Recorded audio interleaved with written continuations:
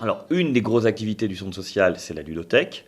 C'est également toute la partie qui est liée au social avec suivi des personnes et aide à la personne. Et puis, c'est tout ce qui tourne autour de la jeunesse. Le projet est parti il y a à peu près 2 ans, puisque nous sommes allés faire une formation pour devenir leader sur les projets Europe.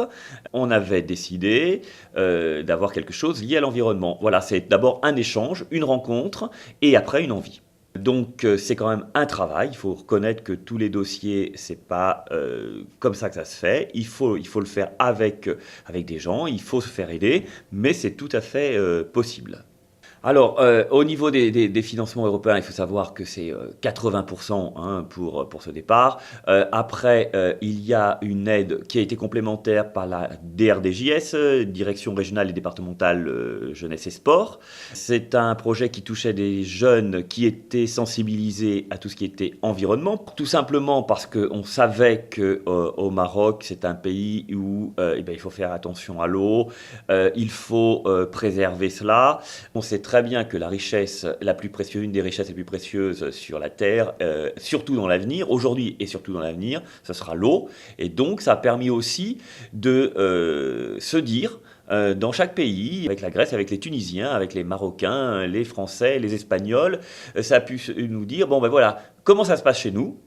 On l'a présenté et en même temps, on a pu apprendre un certain nombre de choses sur la gestion de l'eau dans nos différents pays, soit alors méditerranéens ou soit européens. Ce type de projet permet à des jeunes de s'investir au niveau de l'Europe, bien sûr, du vivre ensemble, et ça leur permet aussi de mieux se connaître. Donc je suis arrivé sur le projet d'échange euro-méditerranéen suite à un désistement. Je suis parti avec un jeune et un accompagnant.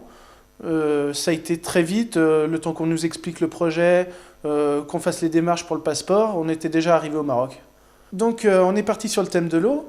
Et c'est vrai que la problématique de l'eau mondiale, c'est des grands mots et on a du mal à mettre une situation dessus. Et là, c'est vrai que tout est nettement plus clair. On a vu comment ils vivaient et je pense que ça m'a fait réfléchir sur nos habitudes de vie et nos comportements. Donc là-bas, on a eu un accueil exceptionnel, les gens super, malgré l'organisation qui n'était pas facile à cause des intempéries, on a eu les inondations. Donc voilà, il y a eu beaucoup de réactivité et on s'est senti super bien. Un super contact avec la population locale, mais aussi avec ceux qui participaient à l'échange, les Grecs, les Tunisiens, les Espagnols, les Algériens. C'était vraiment exceptionnel. Donc au final, avec ce genre de projet et le financement européen, c'est une expérience très forte qui est mise à disposition de tout le monde, même quand on est étudiant et qu'on a peu de moyens.